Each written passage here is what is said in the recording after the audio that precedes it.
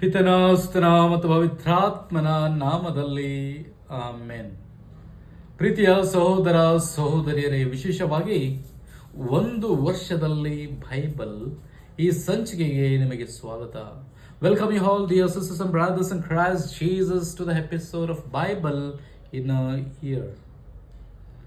Today we'll be reflecting on the book of Exodus, chapters 25-26. Book of Leviticus, chapter 19, Book of Psalms, chapter 119, verses 1 to 56. Coming back to the book of Exodus, chapters 25-26. It's been a larger narrative of God giving instructions to Moses on Mount Sinai for the construction of tabernacle and the sanctuary. Yes, my dear friends, here there are three key themes. Firstly, divine presence. Dwelling of the Lord in the tabernacle is very much important and was also very much important during the time of Israel. That is, God desired to live among the people. Secondly, sacred space. Yes, placing tabernacle, Ark of the Covenant, and building the sanctuary and having the golden lampstand, it signifies especially the order, the glory of the Lord, and the beauty given to the lost glory and the reverence given to God. Yes, and thirdly, the symbolism. Yes, and especially all these were gold plated, made out of gold. The lampstand, the sanctuary, and especially tabernacle. Yes, they used only gold. They made everything in gold because for the God's glory it was offered and purity was maintained. There was reverence.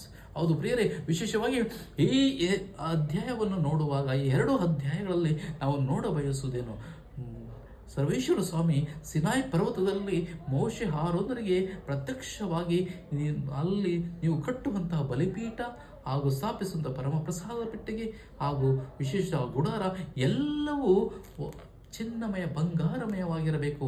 ಯಾವುದೇ ಬೇರೆ ಯಾವುದನ್ನು ಉಪಯೋಗಿಸಬಾರದು. ಅದಕ್ಕೆ ಜಾಲಿ ಮರದಿಂದ ಅರ್ಕೇಶ ಉಡ್ಡಿಂದ ಅದನ್ನೇ ನೀವು ಉಪಯೋಗಿಸಬೇಕು. ಅದನ್ನು ಬಿಟ್ಟು ಯಾವುದೇ ವಸ್ತುವನ್ನು ಉಪಯೋಗಿಸಬಾರದು ಎಂಬುದಾಗಿ ತಾಕೀತು ಮಾಡುತ್ತಾರೆ. ಮಾತ್ರವಲ್ಲ, ನಿಯಮಗಳನ್ನು ವಿಧಿಸುತ್ತಾರೆ. ಹೌದು, ಏಕೆಂದರೆ ಮೊದಲನೇ ಬಾರಿಗೆ ದೇವರ ಪ್ರಸನ್ನತೆ ಈ ವಿಶೇಷವಾಗಿ ಅವರ ಮೇಲಿತ್ತು. ಅವರೊಂದಿಗೆ ದೇವರು ಬಯಸಿದರು.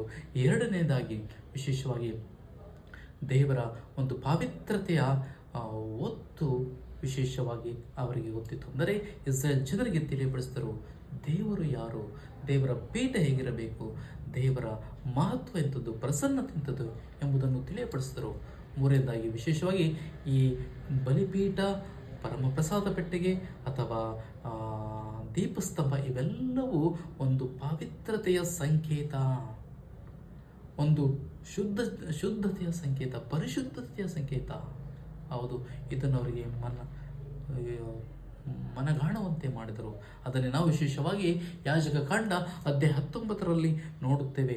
ವಿಶೇಷವಾಗಿ ಇದು ಒಂದು ಪವಿತ್ರವಾದ ಒಂದು ನಿಯಮ ಎಂದು ಹೇಳಬಹುದು. ಏಕೆಂದರೆ ವಿಶೇಷವಾಗಿ ಆ ಎಲ್ಲ ಜನರನ್ನು ನಾನು ಪವಿತ್ರರಾಗಿರುವಂತೆ ನೀವು ಸಹ ಪವಿತ್ರರಾಗಿರಿ ಎಂಬ ಕರೆಯೊಂದಿಗೆ ಅವರನ್ನು ಪವಿತ್ರ ಶುದ್ಧಾಚಾರಕ್ಕೆ ಕರೆ ನೀಡುತ್ತಾರೆ, ಪರಿಶುದ್ಧತೆಯ ಜೀವನಕ್ಕೆ ಕರೆ ನೀಡುತ್ತಾರೆ. ಹೌದು ಪ್ರಿಯರೇ, ಇಲ್ಲಿ ನಾವು 3 ಮುಖ್ಯಾಂಶಗಳನ್ನು ನೋಡುತ್ತೇವೆ. ಮೊದಲನೇದಾಗಿ ಪವಿತ್ರತೆ. ಇಲ್ಲಿ ದೇವರು ನಾನು ಪವಿತ್ರನಾಗಿರುವಂತೆ ನೀವು ಸಹ ಪವಿತ್ರರಾಗಿರಿ. Be holy as I am holy. He stresses on holiness. Secondly, love for neighbor. ಪರಪ್ರೀತಿ. ಹೌದು, ಇದು ಕೇವಲ ನನ್ನ ಪ್ರೀತಿಯಲ್ಲ, ನೀವು ನನ್ನನ್ನು ಪ್ರೀತಿಸುವುದಕ್ಕೆ ನೀವು ಪರರನ್ನು, ಅಂದರೆ ಬಡವರನ್ನು, ಭಿಕ್ಷುಕರನ್ನು, ನಿರ್ಗತಿಕರನ್ನು, ನಿರಾಶ್ರಿತರನ್ನು ಎಲ್ಲರನ್ನು ಪ್ರೀತಿಸಬೇಕಾಗಿ ಕರೆ ನೀಡುತ್ತಾರೆ. Not only loving me, love your poor people, widowed, love the destitutes and all the ಡೌನ್ಟ್ರಾಡನ್.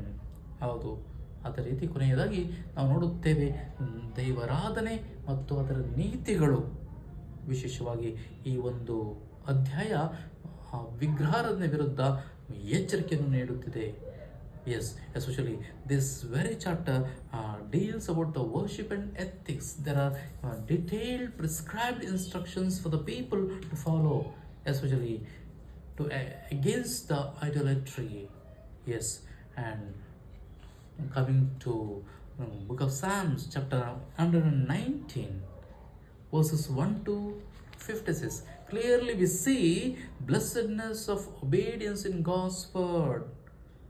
ಅಂದರೆ ಒಂದು ಆಶೀರ್ವದಿತ ಜೀವನವನ್ನು ನಾವು ದೇವರ ವಾಕ್ಯವನ್ನು ಪಾಲಿಸುವುದರಲ್ಲಿ ನೋಡಬಹುದು. Secondly, the cleansing and guiding power of sacrifice. ಹೌದು, ಇಂದು ಪರಿಶುದ್ಧರಾಗಲು ನಾವು ದೇವರ ಆ ಮಾರ್ಗಸೂಚಿಯಂತೆ ನಡೆಯಬೇಕು. Thirdly, pray for understanding and deliverance. ಯಾವಾಗಲೂ ನಾವು ಪ್ರಾರ್ಥನೆಯಲ್ಲಿ ಉಪವಾಸದಲ್ಲಿ ಕಾಲಗಳೆಯಬೇಕು. ಯಾವಾಗ ಪ್ರಾರ್ಥನೆ ಉಪವಾಸದಲ್ಲಿ ಕಾಲಗಳೆಯುತ್ತೇವೆ ಅಲ್ಲಿ ದೇವರು ನಮಗೆ ಹೊಲಿಯುತ್ತಾರೆ ಮತ್ತು ನಾವು ವಿಶೇಷವಾಗಿ ಇತರರಿಂದ ಅನೇಕ ಎಲ್ಲ ರೀತಿಯ ನಕಾರಾತ್ಮಕ ವಸ್ತುಗಳನ್ನು ಇತರ ವ್ಯಕ್ತಿಗಳನ್ನು ಹೊರಹೊಡಿಸಲು ಸಾಧ್ಯ. ನಾಲ್ಕನೆಯದಾಗಿ, renewal and strength through God's word. Yes, ನಮ್ಮಲ್ಲಿ ವಿಶೇಷವಾಗಿ ನವೀಕರಣ ಜೀವನ ಇರಬೇಕು. ಅದು ಪರಿಶುದ್ಧತೆಯ ಹಾಗೂ ದೇವರ ವಾಕ್ಯದ ಮೂಲಕ ಸಾಧ್ಯ. And fifthly, trust in God's promises and freedom in obedience. ಹೌದು, ದೇವರಲ್ಲಿ ನಂಬಿಕೆ ಹಾಗೂ ಅವರನ್ನು ಪರಿಪಾಲಿಸುವುದರೊಂದಿಗೆ ವಿಧೇಯತೆಯಿಂದ ನಾವು ಅವರ ಕಾರ್ಯವನ್ನು ಸಾಧಿಸುವುದು. ಐದನೇದಾಗಿ, comfort and hope in God's word. ಹೌದು, ವಿಶೇಷವಾಗಿ ನಾವು ಇಂದು ನಮಗೆ ಸಮಾಧಾನಕರ ಶಾಂತಿಯ ಜೀವನ ಬೇಕೆಂದರೆ ದೇವರಲ್ಲಿ ಯಾವಾಗಲೂ ನಾವು ಪರಿಶುದ್ಧತೆ, ಪ್ರಾರ್ಥನೆ, ವಿಧೇಯತೆ, ವಿಶ್ವಾಸದ ಜೀವನ ನಡೆಸಬೇಕು. ಅದರಲ್ಲಿ ಒಂದು ಸಂಚಿಕೆ ನಮಗೆ ದೇವರು ಕೊಟ್ಟಂಥ ಪವಿತ್ರವಾದ ಸಂಚಿಕೆ ಆಗಲಿ. Let us be holy as God is holy. Let us follow all detailed prescribed instruction, especially visiting the Blessed Sacrament and going into the church. Am I going into the church in barefoot or with sandals or shoes? Because I walk all around in the society or on the street. But am I maintaining the purity? Am I clean enough, worthy enough to go into the church as barefoot? In a barefoot, yes. Let me ask myself or ask ourselves. ಈಗ ನಾವು ನಮ್ಮನೆ ಕಡೆ ನಾವು ಪರಿಶುದ್ಧರಾಗಿ ಹೋಗ್ತಿದ್ದೇವಾ? ಬರಿಗಾಲಿನಲ್ಲಿ ಹೋಗ್ತಿದ್ದೇವಾ? ಎಷ್ಟರ ಮಟ್ಟಿಗೆ ನಾವು ದೇವರಿಗೆ ಗೌರವವನ್ನು ಕೊಟ್ಟಿದ್ದೇವೆ, ಪ್ರಾಮಾಣಿಕರಾಗಿದ್ದೇವೆ, ಪರಿಶುದ್ಧರಾಗಿದ್ದೇವೆ, ಪವಿತ್ರತೆಯನ್ನು ಕಾಪಾಡಿಕೊಳ್ಳುತ್ತಿದ್ದೇವೆ? ಆದ್ದರಿಂದ ಇದು ಕೇವಲ ವಾಕ್ಯ, ಇದು ದೇವರ ಬೈಬಲ್ ಉಳಿಯುವುದಕ್ಕೆ ಮಾತ್ರವಲ್ಲ, ಅದನ್ನು ಅನುಸರಿಸಲು. Let us follow the word of god honestly and apply it to our lives.